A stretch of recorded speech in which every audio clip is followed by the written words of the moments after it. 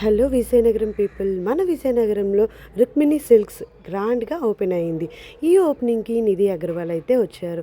ఈ విషయం అందరికీ తెలిసిందే. ఇందులో ఆఫర్స్ అయితే చూసి నేను కూడా వెంటనే వెళ్ళి ఒక 10,000 షాపింగ్ చేసేద్దాం అనుకున్నాను. కానీ 10,000 కాదు, 1000 రూపాయలు షాపింగ్ కూడా అవ్వలేదు. ఎందుకంటే ఇక్కడ జనాలు చూసారా అండి.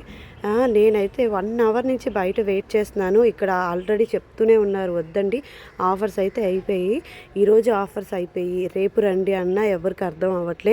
అందుకోసం నేను మీ అందరికీ ఈ విషయం చెప్పడానికైతే ఈ వీడియో చేశాను. ఈరోజు రేపు 12, 13, 14, 15 ఈ డేట్స్లో ఆఫర్ ఉంటుంది. ఇదే కాకుండా ఇంకా ఎక్స్టెన్షన్ కూడా అవుతుంది. సో ఎవ్వరు కూడా తొందరపడి వెళ్ళిపోకండి, తోసుకోకండి.